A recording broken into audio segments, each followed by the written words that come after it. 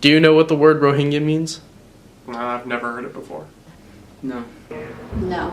No, I have not heard that word. They've been called the world's most persecuted minority. Rohingya is not a word. It's an identity. As of this year, more than 600,000 Rohingya have fled their home country of Myanmar, or Burma, following massive government clearance operations, which have resulted in burned down villages and excavated ways of life. And a majority of them are Muslims, living in a Buddhist-dominated country that sees Islam as a threat. For Garden Grove resident and Cal State Fullerton student Ahlam Ahmed, the sympathy arises out of more than just her horror at the government's actions. There's, everybody hears Syria, Palestine, and they rush to that, but then when they hear a word like Rohingya, like, what is this? They always hear of Burma or genocide. Like, they don't understand that. What does genocide mean?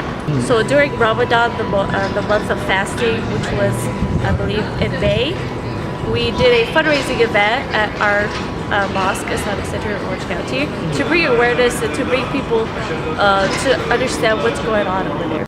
سمع الله لمن حمده الله أكبر. So we did a little lecture about what's going on there, and we had a bake sale, we had like a t-shirt sale, we even had a basketball tournament so that people could fundraise and understand what's going on around the world, not just Middle Eastern specifically. Because what's going on in Burma is they're basically torturing and killing Muslims, and just because they're practicing Islam. And so people need to be aware of that, especially Muslims. To understand the Rohingya crisis, one must go back to the beginning. On October 9th, 2016, 300 Rohingya men attacked border posts along the Myanmar state of Rakhine. In response, Myanmar government conducted clearance operations, evicting over 500,000 refugees to nearby Bangladesh within a year.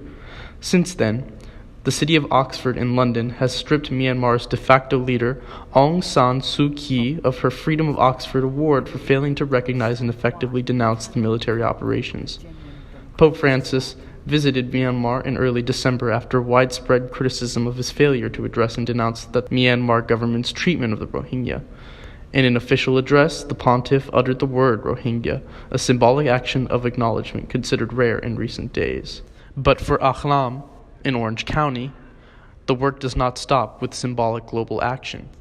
So we actually raised a campaign called the Launch Good through our website.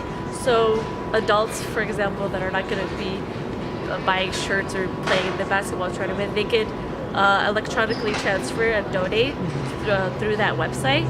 So yeah, it was called Launch Good, and we raised I believe about 25,000 just for Burma. الله أكبر. For OC News, Brandon Foe.